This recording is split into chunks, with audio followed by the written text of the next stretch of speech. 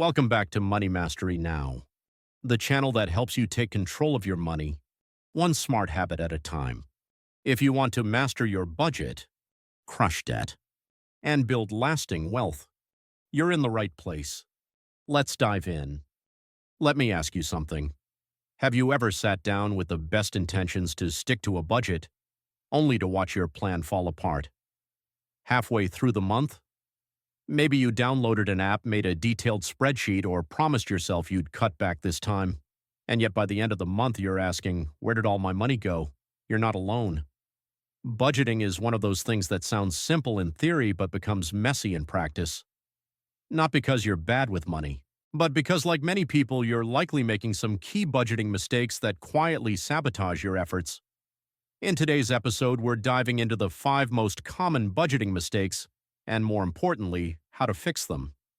These aren't just little slip-ups. They're the kinds of missteps that can derail your progress even if you're doing everything else right. Whether you're new to budgeting or trying to get back on track, this video will help you understand what's been going wrong and how to correct it. Let's get started. Mistake 1. Creating an unrealistic budget. The first mistake is one of the most common. Creating a budget that looks great on paper but has no real connection to your actual lifestyle. Here's what that looks like. You plan to spend only $100 on groceries this month, even though your past spending is closer to $300. Or you try to eliminate eating out entirely, even though dining out is something you do weekly with family or friends. Or maybe you plan to save $800 even though you've never saved more than $100 in any month before. This kind of budgeting is what we call aspirational budgeting. It's budgeting based on what you wish you would do, not what you realistically can do. And here's the problem. When you set numbers that are too low or cut too many things at once, your budget becomes impossible to stick to. You overspend, feel frustrated, and start believing that budgeting doesn't work for you. Let me tell you about James. He's a recent college graduate with a monthly take-home income of $3,000. Motivated by financial goals, he creates a budget where he plans to spend only $100 on groceries. But by the second week, he's already spent $180, and by the third week, he's blown past his budget. Feeling like a failure, he stops tracking entirely. But here's the truth. James's problem wasn't his spending. It was the unrealistic expectations he put on himself. So how do you fix this? Start by reviewing your past spending. Go through the last 2 or 3 months and see how much you actually spent on each category. Use those real numbers as your starting point, then make small adjustments. If you've been spending $300 on groceries, try reducing it to $275. Next month, then $250 after that. Gradual changes are more sustainable than drastic cuts. Also build a buffer into your budget. Life isn't predictable, create a miscellaneous or just-in-case category. That extra $50 can help cover surprise expenses without throwing your entire plan off. And finally, be honest about your habits. Budgeting isn't about being perfect, it's about being intentional. If you love takeout, don't pretend you won't spend money on it, budget for it. That's how you stay consistent. Mistake 2, not tracking. Spending regularly. The second mistake is not tracking your spending often enough. You set a budget at the start of the month, feel good about it, and then forget about it. Days go by, a week passes, then another. Suddenly it's the 27th and you realize you've gone over in 3 categories and underfunded 2 others.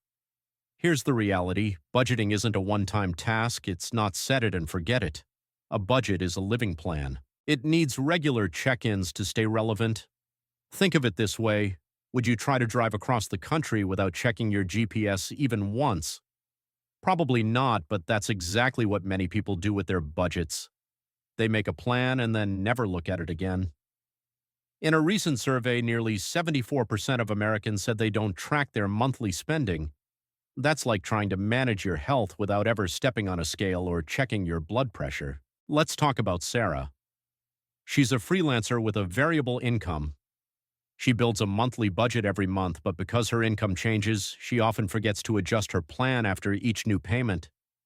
As a result, she overspends early in the month, thinking she has more cushion than she really does. Her budget doesn't work, not because she's reckless, but because she's disconnected from it. So what's the fix? Build a habit of checking in with your budget once a week. Pick a day, maybe Sunday evening, and spend 10 to 15 minutes reviewing what you spent, where you are in each category, and what's coming up next. If you use a budgeting app, choose one that syncs with your bank account. Apps like You Need a Budget Copilot or Pocket Guard let you see your spending in real time so you're never flying blind. If you prefer pen and paper, keep a notebook by your bed or kitchen counter. Write down what you spent that day or that week. The point isn't the method, it's the consistency. And here's a small trick pair. Your budget check-in with something enjoyable. Make coffee. Put on a playlist. Turn it into a moment of reflection and self-care, not punishment. Mistake 3. Not having clear financial goals. The third mistake is budgeting without clear goals. A lot of people go into budgeting with good intentions. They say things like, I want to save more or I want to get better with money. But those are vague ideas, not goals. And that's a big problem. When you don't have specific goals, your budget has no direction. You don't know what success looks like. So even if you do save money or reduce spending, it feels like nothing's really happening. Here's something interesting. According to a 2024 study by Northwestern Mutual, only about 1 in 3 Americans has written financial goals. But those who do, they're 10 times more likely to stick to their budget and build savings. Let's take Kevin as an example. Kevin earns a solid income. He pays his bills, spends within reason, and occasionally puts some money aside. But months go by and he feels like he's stuck. He's not moving forward. Once Kevin sat down and created a goal to save $15,000 for a down payment on a home within 18 months, everything changed. His budget became a map, not just a spreadsheet.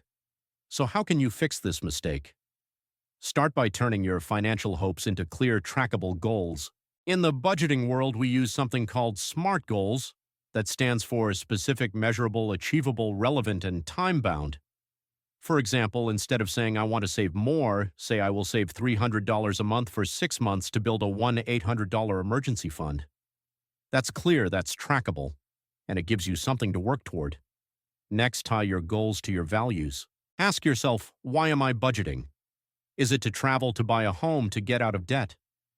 When your goals reflect what you truly care about, you'll be more motivated to stick to your plan. Finally, review your goals often. Don't just write them down and forget them. Keep them visible on your fridge, in your planner, or as your phone wallpaper. Let them guide your decisions, especially when spending temptations come up. Mistake 4. Forgetting irregular or non-monthly expenses. The fourth budgeting mistake is forgetting about irregular expenses. Most budgets are monthly, but not all expenses happen every month. Car insurance, holiday gifts, annual subscriptions, school supplies. These are things we don't pay for regularly, so they're easy to overlook until they suddenly hit your account and throw your entire budget into chaos. That's the issue with this mistake. It creates a false sense of security. You think you're doing fine, then boom, an unexpected $200 charge and you're scrambling to adjust. Let's talk about Emma. She's usually pretty organized with her budget, but in March, her Amazon Prime renews for $139. Then in May, her friend has a wedding and she needs to buy a gift and travel. In July, it's time for car registration. Each time her budget gets wrecked, not because she's overspending, but because she didn't plan for what she should have seen coming. Here's how to avoid this. First, sit down and list every irregular expense you can think of. These might include car insurance, property taxes, birthday gifts, holiday spending, school clothes, memberships, annual subscriptions. Next, figure out how much each of these costs over the year and then divide by 12. For example, if your car insurance is $600 per year, set aside $50 a month. These mini-saving accounts are called sinking funds. You can keep them in a separate savings account or track them on paper, whichever works for you. Apps like YNAB and Monarch Money let you create digital envelopes or categories for these. If you use cash, you can literally keep envelopes at home. What matters is that you plan for them like you would rent or groceries. Finally, create a simple expense calendar. Use your phone, a spreadsheet, or even a notebook. Write down when each irregular expense is due. Check it monthly so you're never surprised again. Mistake 5. Not adjusting your budget. When life changes. The fifth and final mistake is not adjusting your budget when your life changes. Here's the truth. Life is not static. Your income, expenses, priorities, and goals are constantly shifting.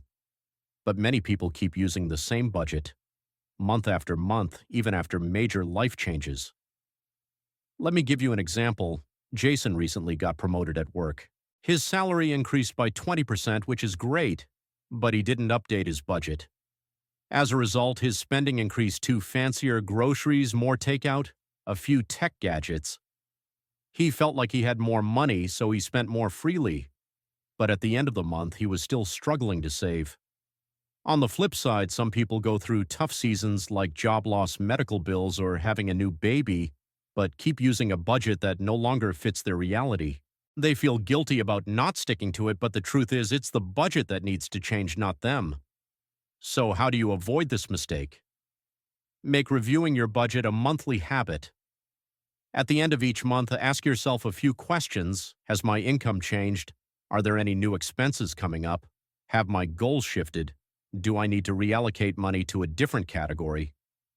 Treat your budget like a flexible tool, not a rigid rule book. It's okay to adjust. In fact, it's necessary. The best budget is the one that grows with you. If you get a raise, increase your savings percentage. If you have a baby, increase your grocery and healthcare categories. If you pay off a loan, reassign that money to your next goal. The key is to stay proactive. Don't wait for a crisis to force you to revise your budget. Instead, make adjusting your plan part of your routine. Recap. Let's review the 5 mistakes. All right, we've covered a lot, so let's take a moment to recap the 5 common budgeting mistakes and their solutions. Mistake number 1 was creating an unrealistic budget. The fix is to start with your actual spending history and adjust slowly. Mistake number 2 was not tracking your spending regularly. The fix is to do a weekly check-in. Just 10 to 15 minutes each week can make a huge difference. Mistake number 3 was not having clear financial goals.